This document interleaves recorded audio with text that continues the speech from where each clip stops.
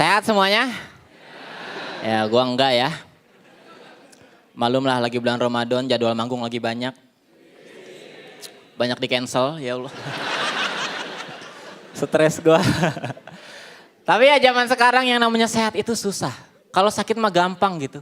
Kita tinggal keluar rumah hujan-hujanan sakit. Keluar rumah panas-panasan sakit. Bahkan waktu masih jadi pengangguran, gue di rumah aja gak ngapa-ngapain. Gue sakit. Sakit hati diomongin tetangga itu. Tahu sendiri kan ya tetangga kalau udah ngomong tuh apa aja dibahas gitu. Tuh lihat tuh si Ridwan udah lulus bukannya kerja malah di rumah mulu. Tuh lihat tuh si Ridwan udah gede bukannya bantuin orang tua malah nyusahin mulu. Sampai akhirnya sekarang gue jadi stand up comedian masih diomongin juga. Tuh lihat tuh si Ridwan sekarang jadi stand up comedian tiap manggung ngomongin kita mulu. Apa coba?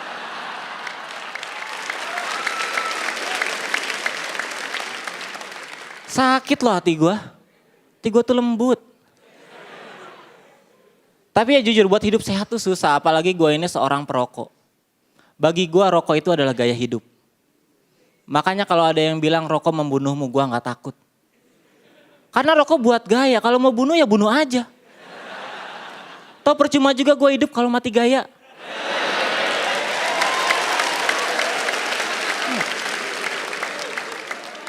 Gimana pemikiran gue? Agak filosofis ya. Tapi mungkin di sini ada yang benci sama merokok nggak masalah, itu hak kalian. Gue lebih bermasalah sama orang-orang yang akunya pecinta rokok tapi masih suka ngerugiin perokok lainnya. Misalnya dalam kasus pencurian korek. Ya. Gue tuh sering banget kecurian gitu. Saking seringnya gue sampai hafal modus operandinya. Kayak waktu itu gue pernah diajak nongkrong sama teman-teman gue. Pas nongkrong gue ngeluarin rokok sama korek. Terus ada satu orang teman gue yang cuma ngeluarin rokoknya doang. Di situ perasaan gue udah nggak enak tuh. Dan bener aja gitu gue diajakin ngobrol sampai gue lengah.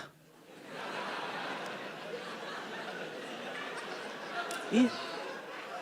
Pas gue udah mau balik gue baru sadar nih korek gue hilang kemana.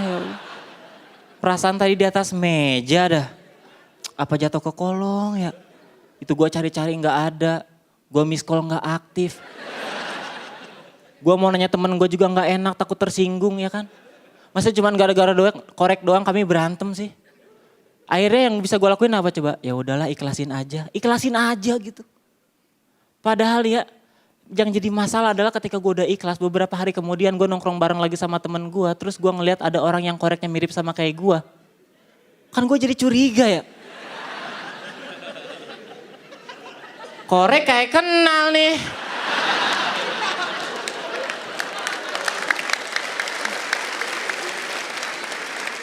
Terus di situ dia baru ngaku gitu, sorry Wan kemarin koreknya kebawa.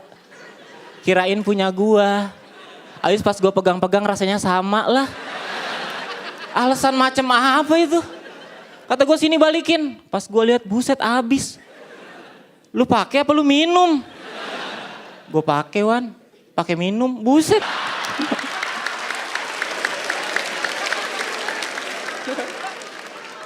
Tapi ya dari kejadian itu gue jadi tahu ternyata rokok dan korek itu sama-sama berbahaya. Rokok itu bisa ngerusak badan, korek bisa ngerusak pertemanan. Makanya nih buat produsen korek gitu, next time kalian bikin korek, bikinlah korek dengan sistem keamanan yang jelas. Ya minimal bikin korek dengan password. Jadi kalau korek kita diambil orang minimal di tangan pencuri korek kita nggak guna karena ada passwordnya. Password ini penting loh. Gue sih gini ya, kalau modus pencurian korek ini nggak pernah ada solusinya. Gue cuma takut modus yang sama bakal digunain sama penjahat buat ngelakuin tindak kriminal yang lebih besar lagi gitu. Gue kan nggak mau ketika gue nanti udah punya keluarga terus diajakin nongkrong bareng sama teman-teman gue. Gue bawa anak sama istri gue. Terus tiba-tiba ada yang cuma bawa anaknya doang.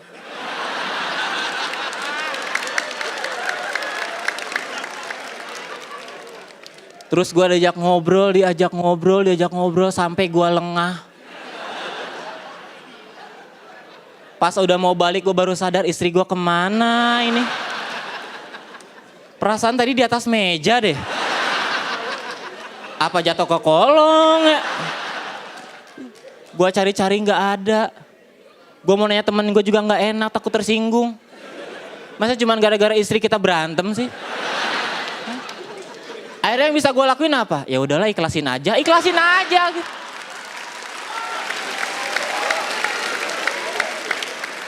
Masalahnya yang gue takut nanti kejadiannya terulang lagi gitu. Gue udah ikhlas beberapa hari kemudian. Gue nongkrong lagi sama teman-teman gue. Terus ada yang bawa istri bentuknya mirip kayak punya gue. Kan gue jadi curiga gitu ya. Istri kayak kenal nih.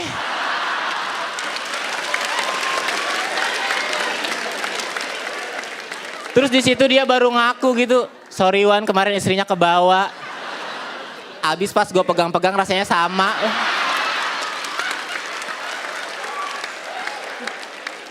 Alasan macem apa? Udah diapain aja istri gue sama lu? Belum diapa-apain Wan, masih utuh. Kok bisa sih? Ya kan gue gak tahu passwordnya. Nah, itu gunanya password ya. Terima kasih gue Ridwan, selamat malam semuanya. Ridwan Remen. Kamu luar biasa, Remen. Aduh. Langsung aja lah kita dengarkan apa kata Bang Panji. Remin, kalau menurut gua ledakan tawanya sih nggak sekuat minggu-minggu sebelumnya. Tapi dari sisi penulisan sangat layak untuk dikagumi itu barusan satu set tuh keren banget, buset dah. Yang tadi ngomongin soal mati dan gaya, kemudian ke mati gaya. Itu tuh gue sama Pak Ade tuh sampai, wah bagus ya. Kita bisa gak ya nulis kayak dia gitu. Kompetisi itu panjang tapi makin minggu makin baik gitu. Makasih Bang Panji. Remen. Nih kita ngomongin teknis ya. Yang patut dikagumi dari sisi teknis mati gaya itu tadi. Terus udah gitu kita ngomongin soal, tadi gue ngomong sama si Calontong tuh. Soal ketika lu mulai mengulang joke untuk subjek yang berbeda gitu. Satu joke diulang, kita ada nebak-nebakan. Tadi lu nebak berhentinya di mana ya? Di 7 menit. Bukan. Bukan waktunya. Joknya. Jokesnya, Bukan durasi, Ca. Bukan maksud Subjek, panggungnya tekniknya. ketika dia. Nggak usah ngajak ngobrol Calontong deh. Tadi tuh kita udah diskusi nih, ini nutupnya nih di gue pegang-pegang rasanya sama. Ntar Bang Panji, diginiin coba sama Calontong. Bang Panji. Apa sih? Gitu itu artinya apa, Ca? Masa diginiin? Kan dia bisa lihat lewat tayangan, gak usah diomongin. Oh iya. Terus terang Orang ngajak ngomong sendiri gue sekarang dijawab. gak respect sama lu terus terang Ji. Sama gue, kenapa gak respect sama gue justru? Lu gak pernah memperhatikan kesehatan diri lu sendiri. Iya nih gue stres nih, gila nih gue kayaknya lama-lama nih. Poin gue gini. Gue menghargai Remin dan keberanian dan sikapnya. Jadi orang tuh punya sikap gitu, terus punya nyali gitu, berani ngambil resiko tuh gue kagumin. Jadi bagus banget dari Ridwan Remin malam hari ini bagus sekali. Thank you ya, udah ngasih pertunjukan yang bagus, thank you. Terima kasih. Lanjut. Berikutnya silakan komentar dari Bung Cak Lontong. Kalau Bung ya Bung, kalau Cak ya Cak. Jangan, Cak Bung Lontong. nggak harus dibalik. Oh iya. Lontong, Kalau Bung Bung ya Cak. Bung, kalau Cak ya Cak. Oh iya. Jadi nggak usah pakai lontong, Bung Cak gitu aja.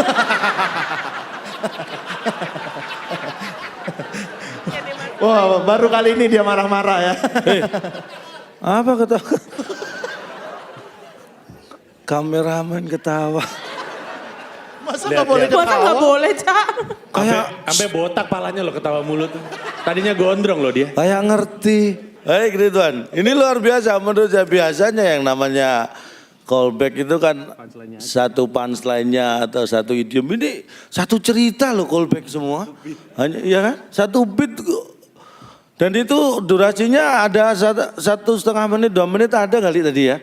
1,5 menit. Ya ada Iyalah. semenit. Ada semenit. Ada kan? Artinya itu sesuatu yang menurut aku luar biasa itu. Karena begini, dari awal ketika kamu bicara sesuatu yang nggak lucu pun orang sudah terbawa gitu. Kamu nongkrong cuma bawa rokok, kamu bawa rokok sama korek, temenmu datang cuma bawa rokok. Mereka sudah membayangkan itu.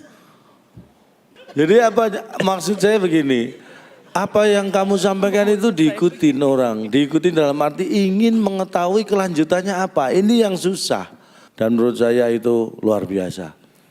Very good job. Terima kasih Calontong. Very good job dari Cak Lontong. Berikutnya silakan komentar dari Bung Indro.